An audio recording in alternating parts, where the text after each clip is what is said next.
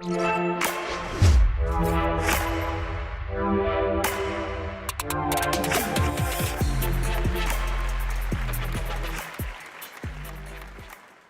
mid-1970s, a military dictator named Idi Amin overthrew the Ugandan government and declared himself president. One of his first policy decisions was to issue an executive order expelling all of the Asian Indians that were based in East Africa. In fact, he gave them 90 days to leave the country, otherwise risk being killed. And it didn't matter if you were a citizen or if you had been a third-generation citizen like many of the families that were going to be displaced. You had the choice to leave or risk being killed. And that decision affected my family and my community. You see, there were 25,000 Ismailis that were living in the country at the time. And they needed to find a new home quickly. Now, fortunately for them, the leader of that community, Aga Khan, had diplomatic relationships with Canada and its then Prime Minister, Pierre Elliott Trudeau. And the two of them collaborated and found safe passage for 25,000 refugees to Canada. Can you believe that? 25,000 refugees, sight unseen. It was unheard of. In fact, Canada had never accepted that large of a group of non-European immigrants ever. You know, that decision changed my life, changed my community, and changed Canada's immigration policy ever since then. And so I want you to participate in an experiment with me, okay? I want you to stand up if you're an immigrant. Like me, I want you to join me. Come stand up. Everyone, let's go. I want to see all of you. Stand up. Come join me. Wow. Okay. Okay, so these are the immigrants in this audience. Okay, now I want you to join us if you're a first-generation Canadian, meaning that your parents weren't born here, that they immigrated to Canada. Stand up if you're a first-generation Canadian. Okay, some more of us. Okay, now join us if you're a second-generation Canadian, meaning your grandparents came to this country some years ago. You're a second-generation Canadian. Okay? Finally, the people sitting, finally join us if you're a third-generation Canadian. Your great-grandparents immigrated to this country some 100 years ago. You know, look around. Just everyone look around. Look at how many people are standing, right? Canada is a story of immigrants, right? We understand, right? Yeah.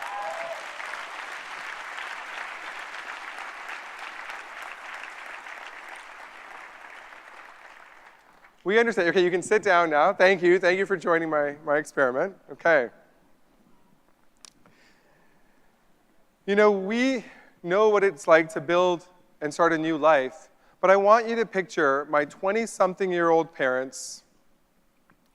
You know, it's February 1975 in Uganda, and they have a one-way ticket and a 9-month-old baby, and they're starting a new life in a new country that they had never been to, right? They had no friends, no family, no job, but they had the opportunity. And they could only take what they could carry with them, right? Imagine what that feeling is like. And now they need to start their new life in Canada, a country, again, they've never seen. Now, I don't have a picture of what it was like that day, but everybody think about February 1975. I imagine it looked something like this, right? Now, you know, we can laugh about it, right? But imagine you've never seen snow before, right? This is your first experience with winter, and you're starting this new place. I couldn't imagine more humbler beginnings for that community.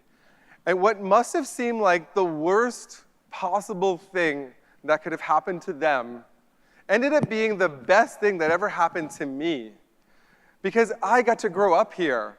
I got to experience what it was like to be Canadian, to go to our amazing schools, to start, you know, my first company at 15 years old. I couldn't have imagined a better place, because I believe that Canada truly is the land of opportunity.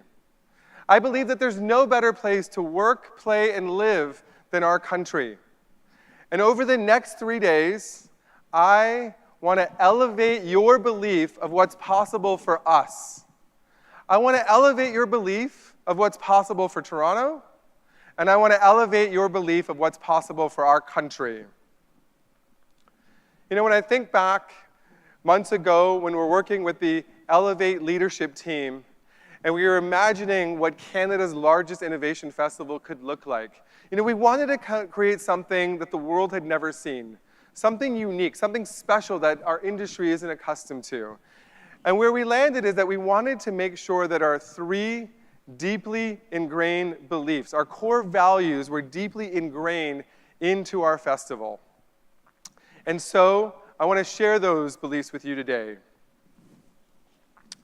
First, we believe that diversity is our strength, that everyone brings their own unique gifts, everybody has their own unique points of view, and if we're going to solve the problems that we don't even know that we're going to encounter in the next 150 years, we need to make sure that every voice is heard and everybody feels included. Next, we believe that it's time to disrupt together, that you create way more value than when you collaborate, than when you compete, that when open minds come together and create something bigger than any of us would have thought possible. That's the wonder, that's the magic that collaboration brings us. And third, we believe that it's our time, Canada. It's our time to shine. It's our time to puff out our chests and tell our story and create an opportunity for the world to understand what's unique about our ecosystem and what's unique about our society. And so I'm really excited for you to experience those 3 values in every aspect of Elevate, and hopefully you get to believe what we believe. Let's talk about the first one. Diversity is our strength. You know, when President Trump took power, one of his first policy decisions was to issue an executive order banning people from 6 Muslim-majority countries. And what he was telling the world is that immigrants, you're not welcome in America, right? We believe, to him, immigrants are a drain on the economy. To him, immigrants are criminals, and they're not welcome. But our prime minister, he believes differently. You know, he'll show up, he'll meet you at the airports, right? He'll bring you a Tim Hortons and a jacket and a big hug and take a selfie and welcome you to our country, right? He understands his role as the chief recruiter, that for Canada continue to thrive, that we need to recruit the best and brightest minds and bring them to our country, right? He understands that when you look at the 150 unicorn companies, the big billion-dollar tech companies, half of them were founded or co-founded by an immigrant entrepreneur. And if we can attract those people, they're going to be the economic engine that drives, that creates jobs, that furthers our economy. And so when we created Elevate, we wanted to make sure that diversity in all its forms, in race, religion, creed, sexual orientation, the degree of ability, right, to having gender balance in the people that we profile. Because diversity is a fact, but inclusiveness is a choice. And so we wanted to make the extra effort to include the underrepresented members of our community and welcome them into our community, because we need all of us to disrupt together if Canada is going to win in an innovation economy globally. I think about our next value, our next belief around disrupting together. You know, if I think about the years that we had spent in Silicon Valley, you know, what I learned there, that the mantra there was disruption at all costs. It didn't matter if you were taking down the media industry or the hospitality industry, whether your corporate culture was appropriate or not. It was disrupt at all costs. And in Toronto, we have a different story, right? We have a different dialogue. You know, in the US, if you think about it, the innovation ecosystem is on the West Coast, and the economic engine is on the East Coast. And it's really hard to collaborate across 3,000 miles and 3 time zones.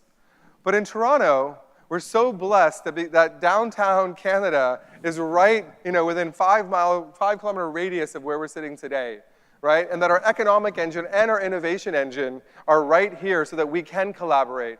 that we can create unique made-in-Canada solutions and then export those to the world. And when I think of my own experience, when I reflect back, 10 years ago to Achievers and our first customers were Scotiabank. Our second customers were Rogers. Our third customers were KPMG, and then PwC.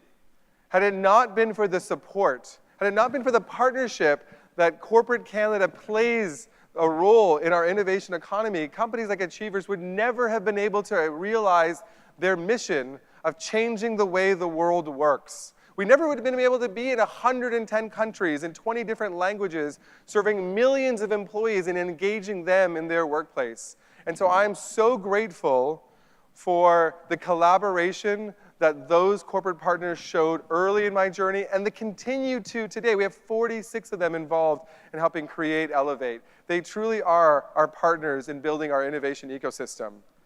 When I think about our festival, it is a perfect example of collaboration.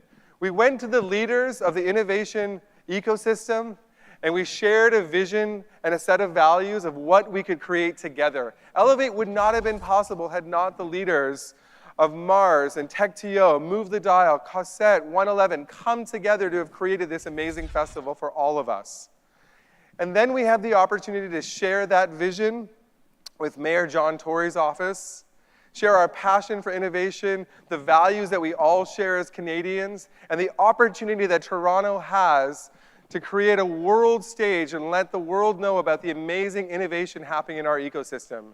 It was a wonderful dialogue, and later on that afternoon, they called us back and said, Razor, we're in. We're with you. And so, sometimes we kind of think that government is a little slow or bureaucratic, but my experience is that we have a visionary mayor, we have an incredible team at City Hall, and they are helping drive the innovation economy, and I'm so grateful for their partnership. In fact, they've been so supportive, we told them we wanted to launch in 30 days. Right? They're like, you mean in 2018? And we're like, no, we want to launch in 30 days. And they're like, great, what did you have in mind? And we're like, well, let's take this. What better place to launch, right, than the highest platform in the world, the CN Tower, right? What better place to launch Elevate than the top of the CN Tower? And so we invited hundreds of our closest friends, we invited the media, and we invited the mayor to share his views and his vision for our city. And I'm so excited about what he's going to share with you today. Something we've never unveiled, we're going to unveil to you on the Elevate stage about what's happening in Toronto, in our city, and our ecosystem. That's coming later on this afternoon. And our little passion project, Elevate, continued to grow, right? Our little not-for-profit organization that was really created to elevate our ecosystem continued to turn into this movement. We had 17 partners join us, and then we had the corporate partners join us, community partners. This little project turned into a 96 organization movement, right? Look at all of the logos. Look at all of the organizations. We've got startups. We've got government organizations. We've got universities. We've got scale-ups. We've got investors. We've got our community partners. The entire ecosystem has come together to create Elevate for all of us. And I couldn't be more grateful for their trust, for their belief. And I just want to take this moment and thank all of them. Big round of applause to our 96 partners. Thank you so much.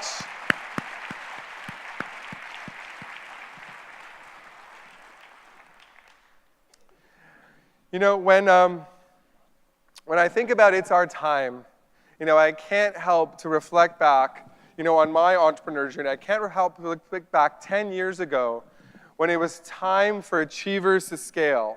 We had a great local partner in John Albright sitting in the third row at Relay Ventures, and it was time to take the company global. And the conventional wisdom at the time was if you wanted to build a globally relevant technology company, you had to be in Silicon Valley, right? That's where all of the big companies went. And so we raised $30 million from Sequoia Capital, a firm that has invested in Facebook, in Google, in Uber, and we moved our sales and marketing operation there. We really wanted to build a meaningful company. We kept the Canadian headquarters here, and I'm so grateful for that experience. Because in those 5 years, I got to spend with the best and brightest tech companies and hear what it takes to build and grow and scale a company. And what I learned is They don't work harder than we do. They're not smarter than we are, right? They have no unfair competitive advantage. But they do have one thing. They have belief. They believe that what they're working on is game-changing. They believe that what they're working on is going to impact the world in meaningful ways. But the thing that I've learned about belief is that it can be taught. It can be transferred, right? Because our beliefs become our thoughts, and our thoughts become our behaviors, and our behaviors become our actions, and our actions become our reality. So we need to start with our beliefs to change our reality, and that's what I hope for all of us. And I want to share some of the things that I've got to experience over the last 2 years since we moved back home. The things that I've seen in the ecosystem that when we left were not in place. This ecosystem is thriving. We have so many reasons to celebrate. Let me share some of them with you. Most people probably don't know that Toronto is the 3rd largest innovation ecosystem in North America. Right? 3rd largest. This is what it feels like to win. 3rd largest innovation ecosystem.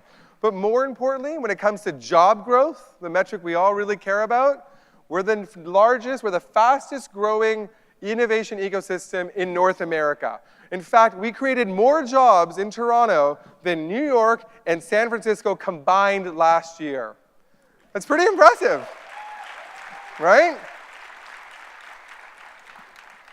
And I promise, by Elevate 2020, when I'm on this stage sharing the good news then, that we will become the 2nd largest innovation ecosystem, only second to Silicon Valley. That's pretty amazing. You don't need to leave to build a globally scalable, relevant company. You don't need to brain drain and go there. You can build a tech company here. When I think about the next wave of technology, right? Technology comes in waves. Like if you think about the 80s, it was all about personal computers, and the 90s was the internet, and the 2000s was about, mobile. Well, we're now all about AI and machine learning. Well, guess what? We've been investing in machine learning and AI for 20 years. When the rest of the world went through a nuclear AI winter and stopped investing, CFAR doubled down and attracted the world's best, like Geoffrey Hinton, who through his research at the University of Toronto made tremendous progress in our understanding of neural networks, which is now leading the world in advancing AI. That all happened right here. We have a huge competitive advantage. When I think about our universities, I was chatting with the head of admissions at the University of Toronto's Master's and PhD program, right? So we're competing for the best and brightest AI minds around the world. And typically, we're competing with Stanford and Harvard and MIT, and we tend to divide the pies between 6 or 7 universities, right? Each getting about 10 or 15%. That's historically how it's run. This past year, the University of Toronto's Comp Sci PhD and Master's program had a 90% acceptance rate. People are choosing to come here over other parts of the world. It's incredible of what's happening in our ecosystem. When I think about the unicorns, the Spotlight Award winners, right? Not only is it important to create an environment where we can start companies and scale companies, but we need to be able to exit companies. When my wife and I, Carrie, created the Spotlight Awards 2 years ago, we knew that it was time to celebrate because we had 8 Canadian companies achieve $100 million or up or billion-dollar valuations, right? It was a time we had never seen before in Canada. And so we knew that it was time to celebrate when we had 8. But last year, we had 9. And this year, we have 11. We have 11 incredible companies that are doing incredible things around the world. So we're so proud of the companies that have built, grown, and scaled meaningful companies right here. Even when I think about our artists, right? Our artists, look at the Billboard charts. They're dominated by Drake. They're dominated by Bieber. They're dominated by The Weeknd, right? We're winning. Our artists are winning. This is what winning feels like, people, right? The stars have all aligned, and it's our time to shine, right? The only thing that we have left to do is like if we could elevate the Leafs maybe, right? Host of a Stanley Cup, right? Then I drop the mic, my job would be done. Done, right? That's the one last thing that we're still working on. No promises. We've got Geoffrey Hinton here backstage. Maybe we'll get some AI magic and figure out how that we could Moneyball, hockey and have the Leafs bring home a cup. Wouldn't that be amazing? Be amazing. When I think back to the decision that my parents made 40-some years ago to start a new life in this country, it reminded me of a conversation that I had with Carrie. In fact, I remember the day. We had signed the paperwork to sell our company Achievers. It had been a 10-year journey and a real milestone in an entrepreneur's career. And we'd been living in San Francisco for 5 years. And we had a wonderful life. We had a beautiful home. We had friends that we could rely on. We had a little 4-month-old American baby. We had our green cards, right? We had our exit. We really didn't have a reason to leave. And I remember at that dinner, Carrie and I chatted, and I asked her 3 questions. Where do you want to spend the rest of our life? Where do you want to start our next company? And most importantly, where do you want to raise our family?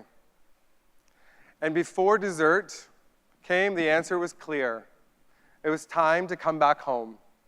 It was time to go back to Canada. Because I believe there is no greater country in the world to work, live, and play than in Canada. I believe that Canada truly is the land of opportunity. Right? We need to elevate our beliefs of what's possible. We need to believe that Toronto is the next great tech ecosystem. We need to believe that global ideas live here, right here in Canada. And so, we made the decision, and in 30 days from that dinner, we subleased our apartments, we packed up our bags, and we bought a one-way ticket back to Toronto. We took our 4-month-olds and headed to the airport. This time, it was in June. And we made the decision to go back home. And when I think about my story, the first time that I became Canadian, it was by circumstance. But the second time that I became Canadian, it was by choice. Thank you very much.